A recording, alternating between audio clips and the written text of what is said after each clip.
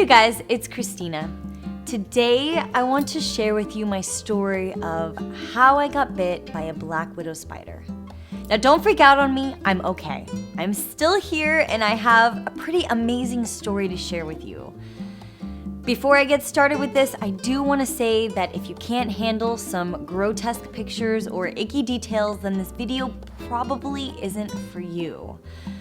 I'm going to be sharing with you pictures of my bite from beginning to end, and I really want to share with you the healing process that took place for me, because I really want you to see the amazing healing capabilities of the body when it is truly healthy.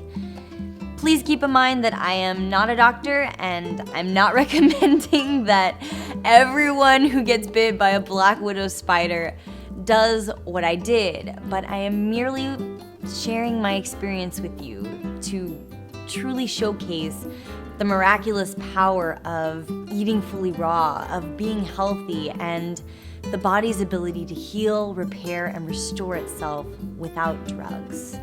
This personal anecdote showcases the power of raw foods, of sleep, of sunshine, of natural or ancient remedies, and, most importantly, self-love. Please keep in mind that this took place in the past and that I am 100% healed and at this point in my life feel amazing. It is because of my lifestyle and diet that I truly believe I was able to heal from this incident as quickly and as miraculously as I did. Are you ready? Here is my story of how I got bit by a black widow spider. From 2007 to 2008 and some parts of 2009, I lived in Costa Rica. And many of you know that I'm Latin American and my family has many friends and some family members who are in Costa Rica. And when I transferred from Vanderbilt University to Rice University, I actually took a period in between schools where I chose to study abroad in Costa Rica. I went to visit our family friends as well as intern with Dr. Graham in Costa Rica and also complete certain studies while I was there. At this point in my life, I had been raw for about 2 to 3 years. I had just overcome my hyperglycemia at the time. I was still a bit underweight, but I felt amazing. And I remember sharing my experience, my testimonial with literally everyone that I came across or everyone that I knew. Literally everyone knew me as the girl who eats fruit. Not kidding. I got bit while I was completing my studies in the undergrad school, learning about plants, herbs, natural medicine, Spanish-speaking inquisitions, interacting with the communities, all of the beautiful ecosystems there, and most importantly for me, permaculture, which is the art of planting fruits and veggies organically in accordance with nature. There were about 30 of us studying abroad with my college there, and we all became very close in a short period of time. We lived in Punta Arenas, and on the weekends we would travel to different areas of Costa Rica to do group studies and just tour. One weekend I will never forget.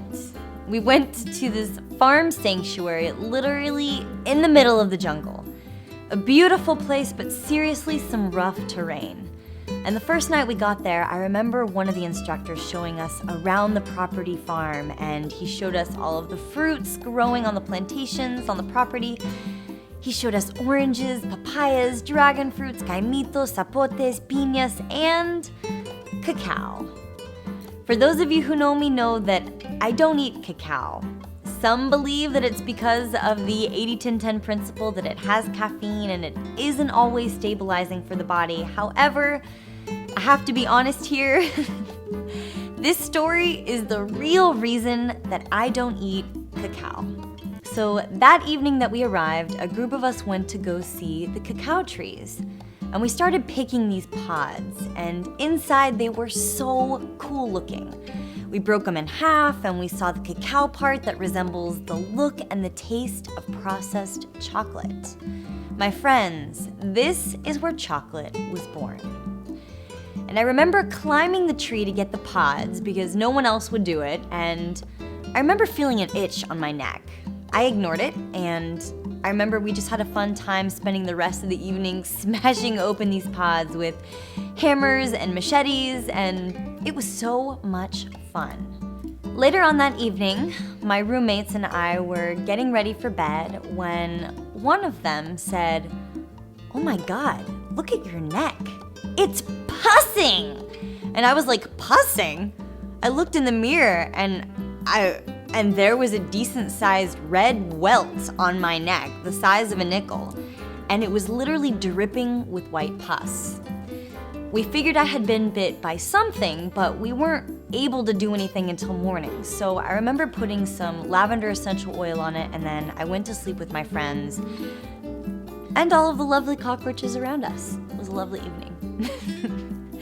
The next day, it started bubbling, and it started turning really red and dark red in some areas. And because we were in the middle of the jungle, it wasn't like I could go to the doctor to find out what was going on.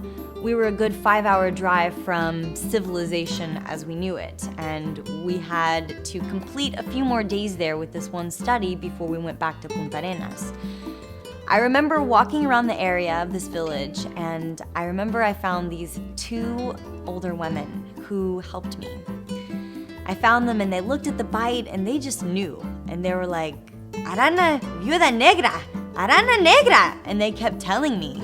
In Spanish, this means black widow spider, and they had seen it before. And immediately then and there, one of them went inside into her humble abode, and she came back with this bowl where she was mashing basil and garlic together that she had just picked from her garden. And she took this huge glob of whatever this mixture was, and she just slapped it right on my shoulder, right by my neck where I'd gotten bit, right here. And she told me that it would get worse and that it would turn black, but that if I kept applying this garlic basil mixture, that it would suck out most of the poison. They said a prayer over me, and then we went to go grab my instructors. Everyone freaked. I mean, freaked. And for some reason, I think that I was the only calm person in the situation. I don't think I really understood the gravity of what was going on because I'd never been bit by a spider before. And I just remember I kept telling them, "Don't worry, I've been eating pristine for nearly 3 years, my body's been through a lot, and I know that I can survive this." That night, 2 people from the village came back with these pills that they wanted me to take. And I remember they were some type of antibiotic, but it was a white label. It had no name or anything on it, and they said it would help me with future pain and the infection. But I refused. I had given up prescription drugs years ago when I got rid of my hyperglycemia, and I wasn't about to start then in the middle of a jungle when I had no idea what they were giving me.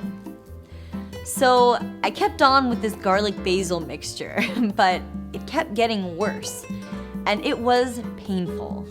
About 3 days later, they sent me back to Punta Arenas because it had turned black and it was crawling up my neck, and it was painful. I remember my back hurt like crazy, and I only had enough energy to lie down and focus on healing, and I was bedridden for about 2 weeks. On day 4 was when the real scare started to happen. I started to pee blood. The family that I was staying with took me to the doctor, and the doctor was shocked that I had been bitten and still not taken drugs for it. I was still walking around with this blob of garlic and basil on my shoulder where I'd gotten bitten right here. And I had begged my mother to express send me some purification essential oil, but it never made it to the area where I was. The doctor gave me more drugs, and he told me to take them, but I really didn't want to. Now, I know this was a stubborn decision, but if you were in a foreign country and you didn't really know what drugs they were giving you, and you just didn't feel safe with them, you would have perhaps felt uncomfortable taking them as well. All I remember for the next 2 weeks after that was excruciating pain in my neck, right here, just all the way up and down. Pain while going pee, my back hurt, and I was exhausted.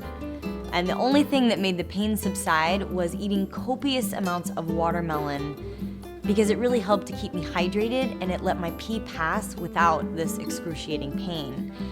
I believe that it was because of the watermelon helping to flush out my kidneys with a lot of water that it helped me to stop peeing blood. I had lost quite a bit of weight during this 3 weeks, but I was feeling back to myself. After about a week, I bounced back and I started to run again. I was back to eating my normal fruits. I knew the bite had started to heal when it began to scab. I completed my studies and I went home a few weeks later. So you can imagine that when I got home, my mom, for those of you who have met my mom online through some of these interviews, she was pretty worried about me. And this experience was very difficult for us to navigate together because she wanted me to go to the doctor and get my blood checked and make sure that I was okay. And I was telling her that I felt fine. But to make her happy, I went to the doctor regardless. So I remember we got to the doctor and I remember sitting on his table and he was about to check my blood and he was telling me, "Oh, you got bit by a black widow? Oh no, and you only ate watermelon for 2 weeks? Oh, your results are gonna come back low and oh, you're gonna have this problem and I can't believe you didn't take the medicine." And I almost felt like this doctor was slapping me on the hand for making these choices. And I remember going home that day and I felt scared. I felt like he had instilled this sense of fear within me and I felt bad, like, oh my God, what did I do? I only ate watermelon for 2 weeks. I didn't take the drugs they wanted me to take. But I decided to really just have a little faith in myself and my body because I was feeling fine. I was feeling absolutely fine at that point in time, and I knew at the time that my body was okay. And here's where the really cool part of the story comes in. And I'll never forget that a few days later, I get a call on my cell phone, and it was this doctor.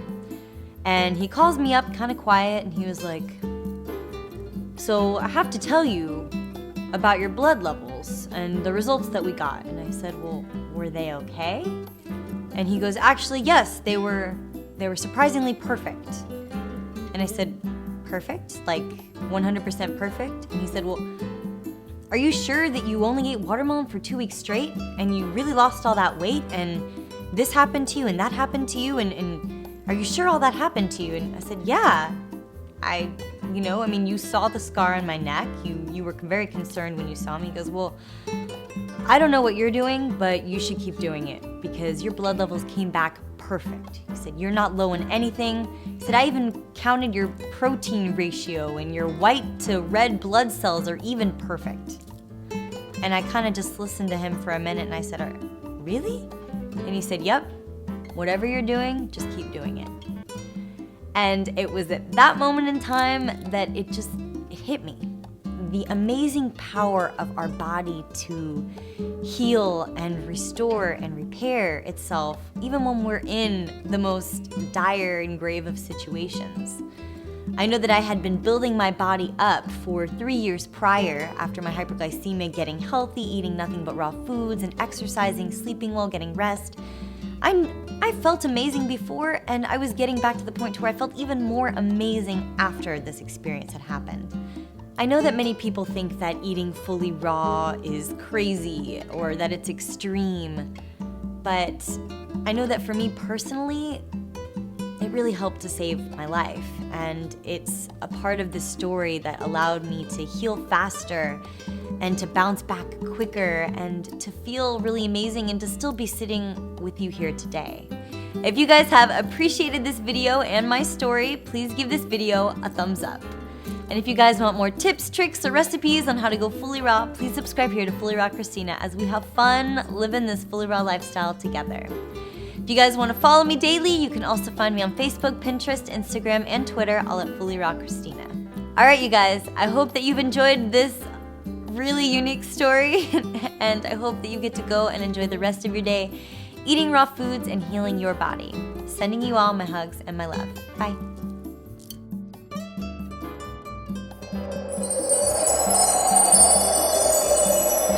That scar, it healed. It healed. I don't even, that's amazing. Our bodies are pretty awesome. Well, at least I'm not scared of spiders anymore. That's all I can say. Cockroaches are a different story.